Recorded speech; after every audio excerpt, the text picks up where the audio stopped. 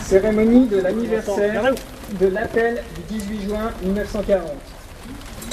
Lecture de l'appel du 18 juin 1940 prononcé à la BBC à Londres par le général de Gaulle par des élèves du lycée Jeanne d'Arc et du collège des Chaumes d'Avallon. Le gouvernement, alléguant la défaite de nos armées, s'est mis en rapport avec l'ennemi pour cesser le combat. Certes, nous sommes submergés par les forces mécaniques, terrestres et aériennes de l'ennemi. Infiniment plus que leur nombre, ce sont les chars, les avions. Date définitive? Non. Croyez-moi, moi qui vous parle en connaissance de cause, et vous dis que rien n'est perdu pour la France. Les mêmes moyens qui nous ont vaincus peuvent faire venir un jour la victoire. Elle peut faire bloc avec l'Empire britannique, qui tient la mer et continue la lutte.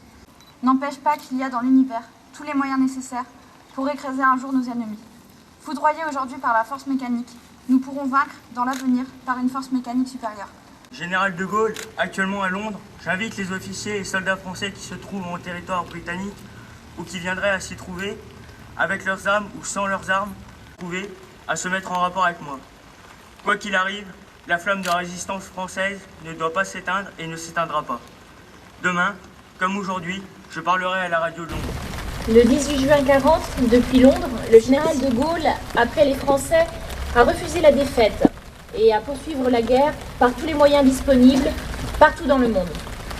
Refusant l'abaissement de la France, il déclarait « Quoi qu'il arrive, la flamme de la résistance ne doit pas s'éteindre et ne s'éteindra pas ». En cette journée nationale qui marque le 75e anniversaire de l'appel historique du 18 juin 40 et le 70e anniversaire de la fin de la Seconde Guerre mondiale, nous rendons hommage aux chefs de la France libre et à tous ceux qui l'ont rejoint pour défendre une certaine idée de la France et de la liberté. La nation française rend hommage à ce précurseur, illustre visionnaire que fut le général de Gaulle. Précurseur par les conceptions de stratégie militaire liées à l'emploi des blindés qu'il développa largement entre les deux guerres mondiales, qui lui valurent d'être nommé le 11 mai 1940 à la tête de la 4e division cuirassée de réserve, puis d'être appelé le 6 juin suivant au poste ministériel de sous-secrétaire d'État à la guerre et à la défense nationale.